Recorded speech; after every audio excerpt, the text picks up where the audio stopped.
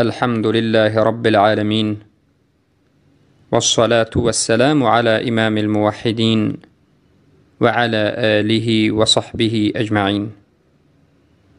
أما بعد، السلام عليكم ورحمة الله وبركاته. برادرانم و خواهران موحدم، الله سبحانه و تعالی را حمد و شکر و ثنا و ستایش میگوییم که به ما بندگانش توفیق داد و فرصت داد که این روزهای بزرگ سال را دریابیم. بدانید در یک سال بزرگترین و پرقیمتترین و از همه با فضلترین و بهترین شبها این 10 شب آخر ماه مبارک رمضان است.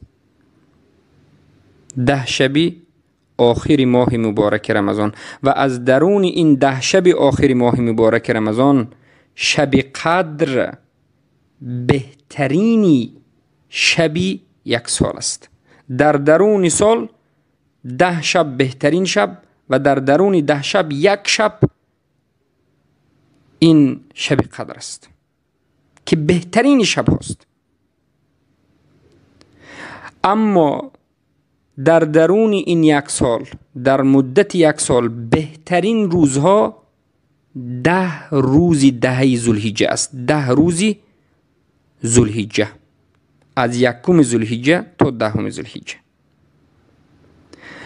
و در درون این 10 ذوالحجه بهترین روز این روز عرفه است. هر کسی که از بهترین شب این یک سال می خواهد که برخوردار بشود و موفق بشود به اجر بزرگ و نجات و خوشبختی و فضل، پس شب لیلة القدر را دریاب بکند. و هر کسی که بهترین روزهای یک سال را می خواهد پیدا بکند و از درون این بهترین روزها از همه بهترین یک روز را پیدا بکند و از توفیق الله به بنده اش داده برخوردار بشود و از فضل و از نعمت و از برکه و از درجات و ثواب این روز برخوردار بشود، پس روز عرفه را دریابد. یافتن شب لیلة القدر این در یکی از شبهای طاقه 10 آخر ماه مبارک رمضان است. اما یافتن روز عرفه باز آشکارتر است و واضحتر است. روز عرفه به همه معروف است، 1 روز پیش از عید، و انمین روز امروز روز عرفه است. بهترین عبادت برای کسی که حج نرفته است در روز عرفه این عبادت روزداری است. هر کسی که به حج نرفته باشد پس بهترین عبادت برایش چیست؟ این روزداری است. حدیثی صحیح آمده است که هر کسی که در این روز عرفه روزه می دارد گناهی گذشته 1 سال و گناه 1 سال آینده اش بخشیده می شود. الله اکبر، الله اکبر. در حدیث های صحیح ثابت شده است که الله سبحانه و تعالی هر شب در 3مین قسم شب به آسمان دنیا نازل می شود. هر شب. اما روزانه یگانه روزی که الله به آسمان دنیا نازل می شود و بندگانش را می بخشد و رحمتش به نهایت وسیع است، این روز عرفه است. یگانه روزی که ثابت شده است در حدیث صحیح که الله سبحانه و تعالی به آسمان دنیا نازل می شود. و به خصوص اهل عرفه را که در مکه مکرمه، در جانب مکه مکرمه هست، الله سبحانه و تعالی حاجی ها را می بخشد. و هر کسی که در این روز روزه بدارد، به استغفار کردن مشغول شود، توبه نماید، ذکر بکند، تلاوت قرآن بکند و این چنین به دیگر از عملهای صالح مشغول بشود، بداند که به فضل بزرگی، به ثواب بزرگی، به عملهای زیادی صالح برخوردار خواهد شد. این روز عرفه مثل دیگر روزها نیست. از همین جهت است که ثابت شده است که ابن عباس رضی الله عنهما و عمرو بن حریث و یک چند از صحابگان دیگر رضی الله عنهم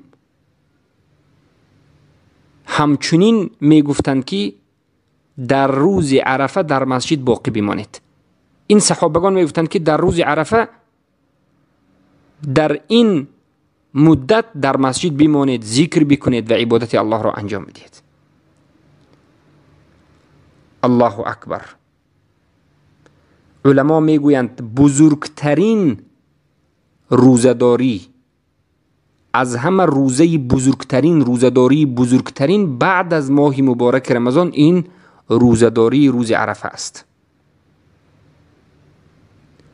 در یک روزی که شما روزه می دارید، در روز عرفه 2 سال گناه شما را الله سبحانه و تعالی می بخشد. بهترین عمل در روز عرفه این روزداری است و بعد از این تکبیر گفتن است، دعا کردن است، استغفار کردن است. البته دعای خاصی معینی نآمده است که دیگه همه دعاها را ترک بکنید و فقط به یک دعا مشغول شوید. هر دعایی که می توانید بکنید. تکبیر در این روزها تکبیر گفته می شود. البته صیغه تکبیر به یک چند نمود وارد شده است. الله اکبر، الله اکبر، الله اکبر، لا اله الا الله والله اکبر، الله اکبر ولله الحمد و صیغه های دیگر هم به همین نمود وارد شده است. در روز عرفه بعد از نماز فجر چخیلی که ثابت شده است، این ذکر شروع می شود و بعضی از علما در روز عید میگند، اما چخیلی که محدثین و محققین میگند در روز عرفه شروع کردن به این ذکر بهترین است. بعد از نماز فرض انسان وقتی که سلام میدهد 3 بار استغفر الله میگد و بعد از این اللهم انت السلام و منک السلام و بعد از این شروع میکند بعد از این دو رو به پایان رسانیدن تکبیر را، الله اکبر، الله اکبر را. بعد از هر یک نماز، بعد از هر یک نماز فرضی، نهم روز عرفه این نهم ذوالحجه است. روز نهم، روز دهم، روز 11، روز 12 و روز 13 تا روز 13 بارک الله فیکم این ماه ذوالحجه تا عصرش، روز عید و ایام تشریق. بارک الله فیکم. پس این چنین در این روز این تکبیرها را که بعد از نماز گفته می شود، غیر از بعد از نماز هم در دیگر وقتها هم بسیار بگویید و به ذکر و به تلاوت قرآن مشغول باشید. در حق اسلام مسلمین دعا بکنید. دعا بکنید که الله سبحانه و تعالی حق را آشکار بکند، ظاهر بکند و باطل و ناحق و اهلش را نابود بکند و خوار و ذلیلشان بکند. حق و اهلش را ظاهر بکند. دعا بکنید در حق علمای اهل سنت و الجماعت، اون علمای حقیقی ربانی که با ظلم و ستم 10 ساله هاست در درون زندان و زنزانه ها خواب هستند. دعا بکنید در حق مستضعفین، در حق ضعفا که از این امت اسلام هستند. دعا بکنید که الله سبحانه و تعالی این امت را به توحید بازگرداند، امت موحد گرداند. حیاکم الله و بیاکم.